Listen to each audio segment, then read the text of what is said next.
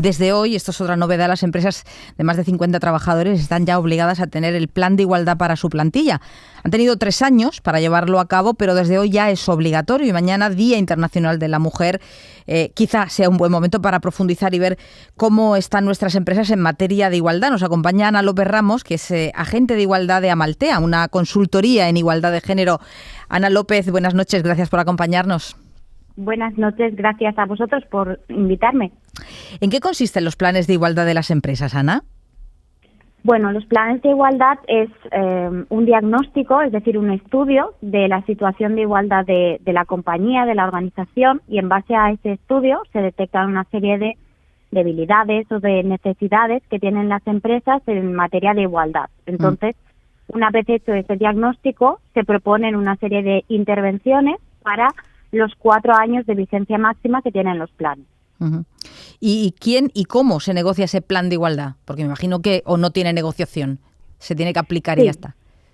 No, todos los planes tienen que estar negociados. De hecho, ese fue el plato estrella del Real Decreto 901 que salió en 2020 y tienen que estar negociados con los representantes legales de la plantilla, que pueden ser pues delegados y delegadas de personal, el comité de empresa o enlaces sindicales. En el caso de que no existan estas figuras de representación social, ya se tendría que contar con los sindicatos mayoritarios de la empresa o del sector para negociar los planes. Uh-huh. Pero todos los planes, ya sean hechos de forma obligatoria o de forma voluntaria, tienen que ser negociados. Uh-huh.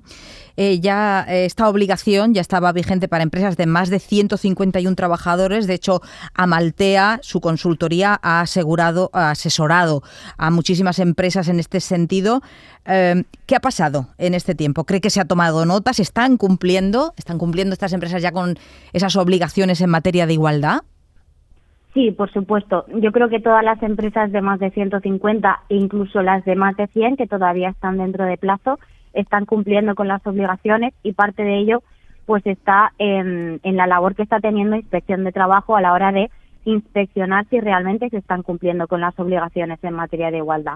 No solo los planes, sino también que todas las empresas tienen que tener un registro salarial desagregado por sexos y tienen que asegurar la no discriminación a través de protocolos de prevención frente al acoso sexual y por razón de sexo o género.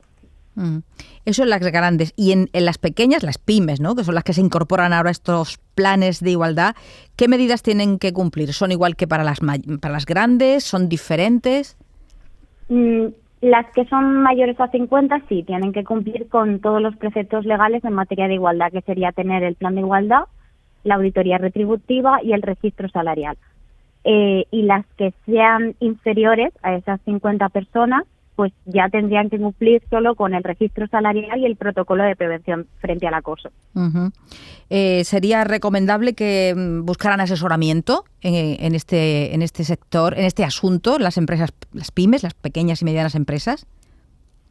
Sí, cuando tú haces un plan de igualdad no solo tienes que tener conocimientos estadísticos o que te ayuden a hacer el diagnóstico, sino que es importante la interpretación de esos datos, saber que de esos datos reflejan una realidad. Por lo tanto, tienen que tener conocimientos especializados en materia de género y no solo en materia de género, sino también mucho conocimiento respecto a relaciones laborales, recursos humanos, administración.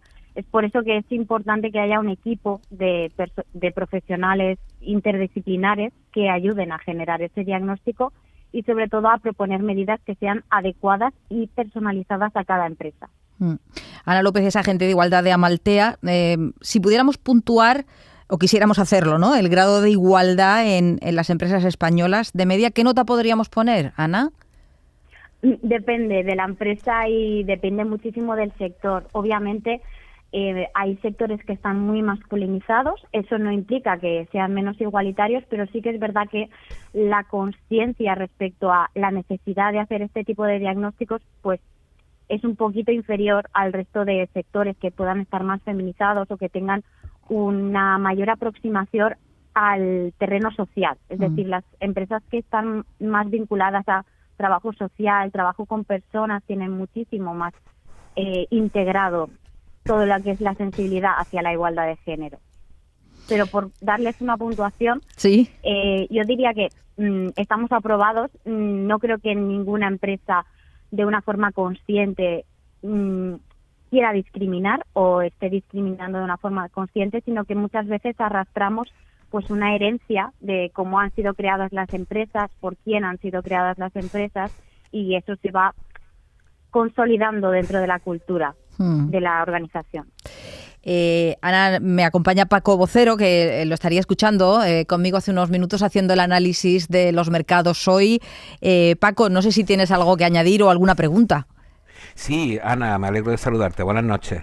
Oye, es una curiosidad que tengo que sobre hoy precisamente una estadística que publica la web Statista, en el que habla precisamente de que en el índice de igualdad de género, que lo lleva publicando desde 2006 el Foro Económico Mundial, el índice global de brecha de género, caemos este año 6 puestos, nos movemos desde el puesto 8 en 2020 al 2021 en el puesto 14, perdemos eso desde un punto de vista global. ¿Tienes alguna opinión o lectura respecto a eso? Desde mi posición, yo creo que obviamente el contexto no ha facilitado que las empresas se hayan podido adaptar a la norma, y hay que tener en cuenta de que hemos pasado una pandemia, estamos pasando pues una serie de situaciones que están afectando a las empresas y que obviamente pues ponen ciertas prioridades por encima de otras, aunque sí, discúlpame, sí. Pero un poco más allá de las empresas, porque no se refiere exactamente a las empresas, habla en global, ¿no? En nuestro país, ¿no? Por eso te comentaba un poco, ¿tienes alguna opinión al respecto, más en ese sentido global, más allá del mundo empresarial?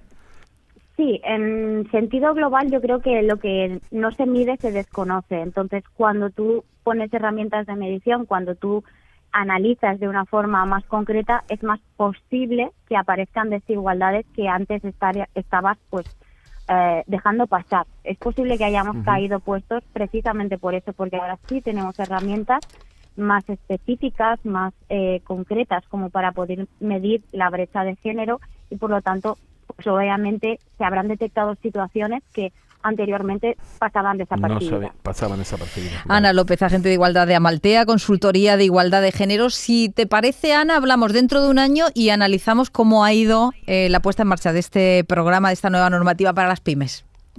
Me encantaría. Muchas gracias. Gracias, muy buenas noches. Muy amable por atender la llamada del Mirador de Andalucía. Hasta la próxima. Hasta la próxima.